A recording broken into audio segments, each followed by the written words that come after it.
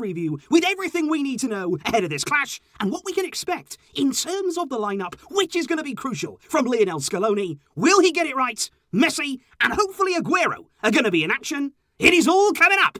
Let's get to it. Because indeed, Argentina will be hosting Chile, of course, the tournament coming live from Brazil from Estadio Nilton Santos, the 60,000-seater Olympic Stadium there in the heart of Rio de Janeiro. And this right here will be the third match of Copa America, the first game that's going to be taking place from Group A, and Brazil, of course, are set to kick off the tournament. That is going to be happening there against Venezuela. And of course, in terms of Barcelona, we do have Messi and Aguero from Argentina. We also have Emerson out there representing us. He's going to be playing, hopefully, getting some minutes for Brazil. And there's also Ronald Araujo when it comes to Uruguay, which brings us on there to indeed Group A, because as you can see here, Argentina and Chile will be going head-to-head, but there is plenty of quality in this group with Paraguay, Bolivia there, and indeed Uruguay making up this group too. And as we discussed there when we were talking about my Copa America predictions, 4 of the 5 teams will progress to the knockout stages, but it's very, very important to finish as high up that table as you possibly can to give yourself the most favourable draw in the knockout stage. And of course, guys, when we are talking about Argentina and Chile, just over a week ago now, right here on the channel, I'm sure you were here with me for it, there was a bit of a dress rehearsal for this game, as Argentina hosted Chile in World Cup qualifying. Messi scored a penalty there to give Argentina the lead, but it was Alexis Sanchez who equalised there from a poor mistake and really dysfunctional marking at the back from Argentina. But I think overall there, we didn't learn a great deal about what we can expect from these two teams, because certainly it was quite an even game, it was quite cagey at times, a little bit disjointed. I think the only thing we really did learn is that even at 38 years old, Claudio Bravo, he's still got it. He was absolutely outstanding on that night, denying Messi on a number of occasions. He was the one that really kept Chile in the game. And I think both Messi, the former teammate, of course, of Bravo and Argentina, will be hoping that he's not quite in such inspired form this time around. Although one positive on the side of Argentina is that the man who scored Chile's goal, Alexis Sanchez, he's not going to be playing in this game. Chile have confirmed that he's going to miss the entirety of the group stage with a muscle injury, which for them is a big, big blow. But what lineup and what players can we expect to see on Monday from Argentina? Because coming into Copa America, this is the official squad right here that they are going to take, and these are the players that we are going to see in action. And of course, there's plenty of talk about the players that are there, the quality that Argentina do have, but there's also been plenty of talk about what they didn't bring, what players are not included there in that list. There is going to be no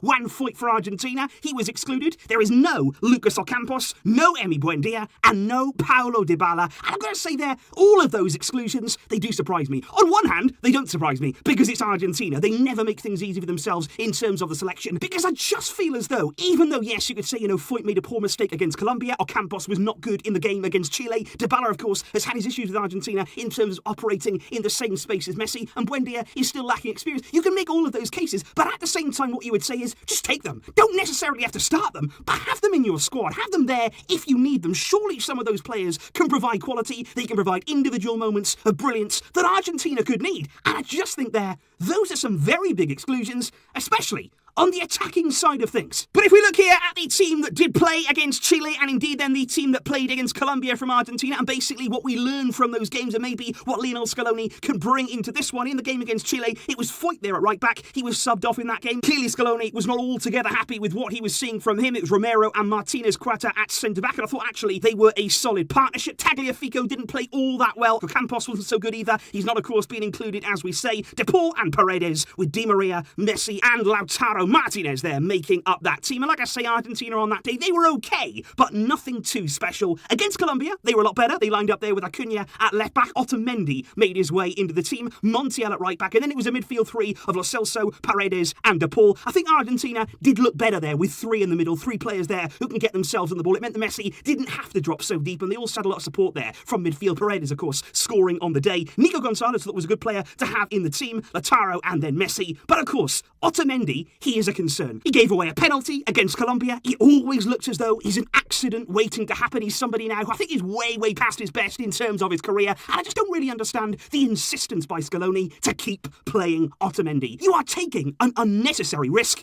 but in this game, will he have learned from his selection mistakes? Well, according to the local media, they would suggest possibly not, because in goal, the very, very good news is that Emiliano Martinez, he is going to be fit and available for this game. Of course, he had a very heavy collision in that last game against Colombia, but he's going to be fine, and that's a massive boost for Argentina. Once again, they say in the media that it's going to be Montiel at right back. It's also going to be Martinez Cuarta along the back line, but partnering him. According to reports, it is going to be Otamendi. We all know that Cristiano Romero, he's not going to quite be ready for this game. There's a bit of a muscle problem. But at the same time, Lisandro Martinez is there. A player who's been brilliant for Ajax. He came on in the first game against Chile, and he was very, very good. Why not play him instead of Otamendi? It makes absolutely no sense. Acuna there at left back, apparently, with once again the three in midfield of De Paul, Paredes, and Lo Celso, with a front three again of Messi, Lautaro, and Nico Gonzalez. And overall, that is quite a decent lineup. But the one problem I would say again, it is that defence. If you leak goals, if you make mistakes, you are going to find it difficult to put a string of wins together. That's what Argentina need to do. They need to be better and more focused than we've seen them in recent games. And by playing Otamendi,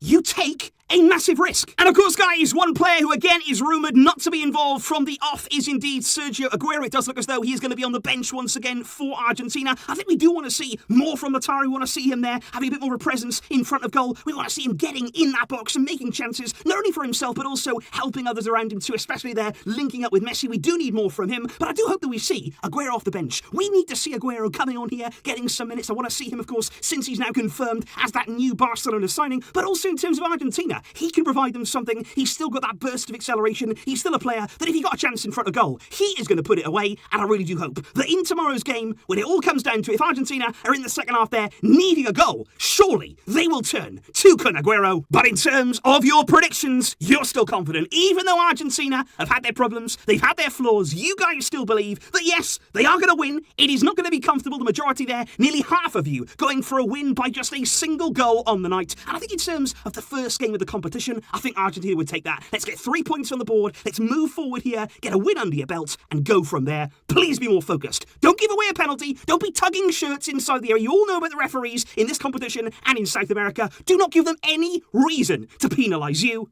Let me know your predictions, and let me know the lineup you would start with in the comments down below. I will see you, of course, after the game for the full review of Argentina against Chile. Thank you, though, for your support. I will see you then. But until next time, it's Copa America.